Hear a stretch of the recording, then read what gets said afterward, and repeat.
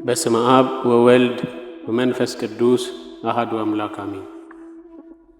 በአብ ስም አምኜ አብን ወላዲ ብዬ፣ በወልድ ስም አምኜ ወልድን ተወላዲ ብዬ፣ መንፈስ ቅዱስ ስም አምኜ መንፈስ ቅዱስን ሰራጺ ብዬ፣ ምንም ላጠይቁ አካላት በስም በአካል በግብር ሶስት ብንል በባህሪ በህልውና በመለኮት አንድ አምላክ ብለን አምነን የዛሬ መርሃ ግብራችንን እንጀምራለን።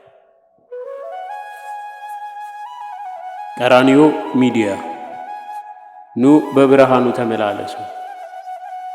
በዚህ መርሃ ግብራችን የቅዱሳን የሰማዕታትና የተለያዩ ኦርቶዶክሳዊ ይዘት ያላቸውን መዛግብት የምንዳስስበትና የቤተ ክርስቲያንን ታሪክ የምናቀርብበት መርሃ ግብራችን ነው።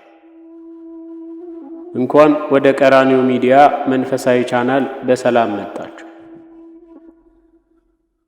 በዚህ ቻናላችን በየዕለቱ የሚከበሩ የቅዱሳን መታሰቢያ በዓላትን፣ የየዕለት ትምህርቶችን፣ መንፈሳዊ ዜማዎችን፣ የየዕለት ገድላት ድርሳናትና የየዕለት ስንክሳር የምናደምጥበት መንፈሳዊ ቻናል። እርሶም ትልቅ ትምህርት የሚያገኙበት ቻናል ስለሆነ ሁላችሁም ወደዚህ ቻናል በመምጣት ላይክ፣ ሼር፣ ሰብስክራይብ በማድረግ የመርሃ ግብሩ ተካፋይ ይሁኑ።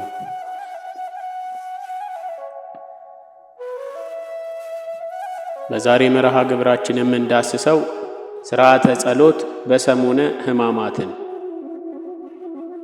ሥርዓተ ጸሎት በሰሙነ ሕማማት። በሰሙነ ሕማማት በቤተ ክርስቲያናችን የሚጸለየው የጸሎት አይነት ውሱን ነው። ምክንያቱም ይህ ሳምንት የክርስቶስን መከራ መስቀሉን ብቻ የምናስብበት ልዩ ሳምንት ስለሆነ ነው።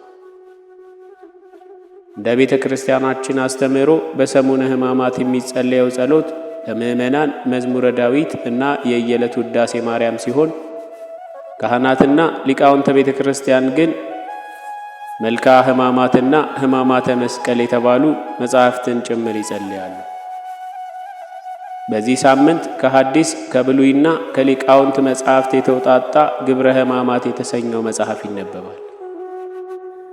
በሰሙነ ሕማማት ከምስጋናና ከልመና ሁሉ ይልቅ ክርያላይሶን ይቅር በለን እያልን በጉልበት ተንበርክከን በግንባር ተደፍተን ጎንበስ ቀና እያልንና ደረት እየደቃን የክርስቶስን መከራና ስቃዩን እያሰብን የምንሰግድበት ሳምንት ነው።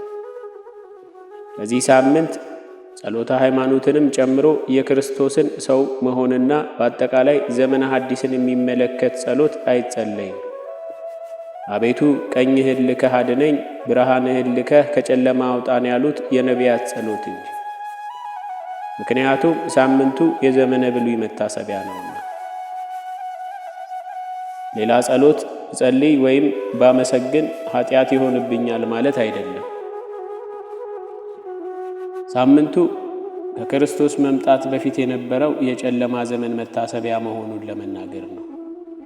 አንድም የክርስቶስን ሕማም ብቻ ለማሰብ የተለየ ሳምንት መሆኑን ለመንገር ነው እንጂ። ምንጭ ሰባቱ አጽዋማት። ወስብሐት ለእግዚአብሔር ወለወላዲቱ ድንግል ወለመስቀሉ ክቡር አሜን። ይቆየን።